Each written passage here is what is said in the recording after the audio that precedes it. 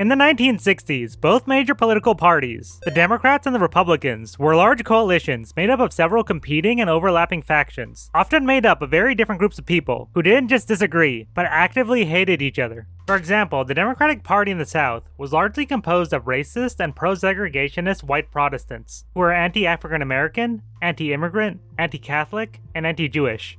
But at the same time, the Democratic Party in the North was largely made up of Catholic and Jewish immigrants, as well as African Americans in the cities. This is why a party that had such a large anti-Catholic base was still able to go on to elect John F. Kennedy to be the first Catholic president of the US in 1960.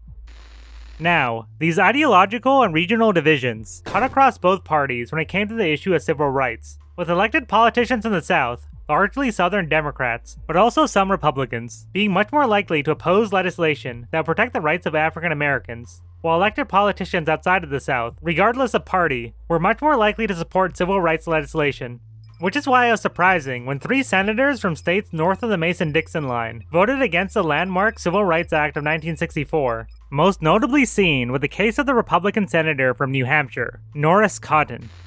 Now, Cotton was not a racist, nor a segregationist. In fact, he had supported earlier civil rights acts in 1957 and in 1960, as well as the 24th Amendment, which had gotten rid of poll taxes. However, just as the Democratic Party was divided, the Republican Party had their own factions as well, with there being the more liberal Eastern elites, known as big business Republicans, and ideological conservatives from out west, who stressed the importance of individual rights and limited government, with these 2 wings of the party being represented by Nelson Rockefeller, governor of New York, and a member of the extremely wealthy Rockefeller family, as well as Barry Goldwater, a senator from Arizona, who is credited with popularizing his limited government philosophy through his book, The Conscience of a Conservative.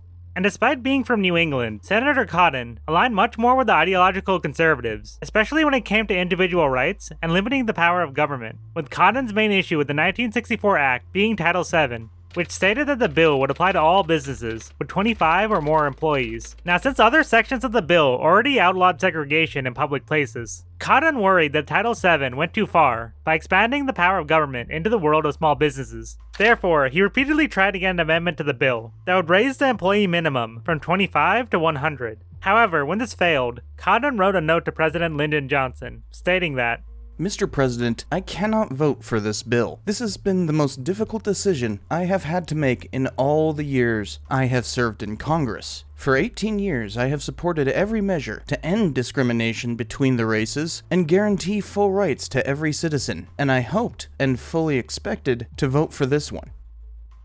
Now, this reasoning wasn't without controversy, with Cotton getting some support, but also pushback from several of his supporters on his refusal to support expanding and protecting civil rights.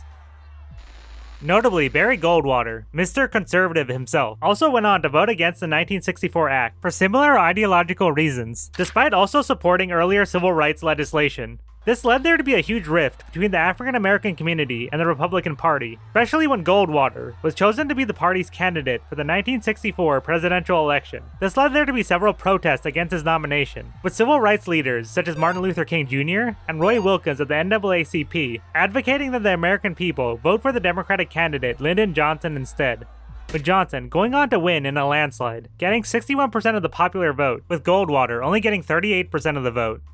But civil rights, as well as the rise of conservatism, did have a long-term effect on the American political landscape, with it notably contributing to the 20th century party switch. This is where both parties realigned over the next few decades, leading the Democrats to become the party of social progressives and economic liberals, while the Republicans became the party of social and economic conservatives.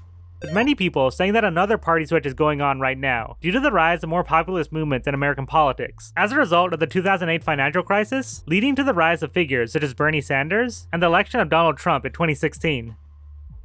Now, despite voting no, Cotton would go on to support the Voting Rights Act of 1965, as well as the nomination of Thurgood Marshall, the first African-American justice on the Supreme Court, with Cotton eventually retiring from politics in 1975. If you want to learn more about how his retirement triggered another interesting political event, check out the video below. Thanks for watching, and I hope to see you next time. If you'd like to have early access and give feedback on this type of content, please consider joining the Patreon. And as always, thanks to my patrons on Detroit and DC. Thank you so much for the support you have given me so far.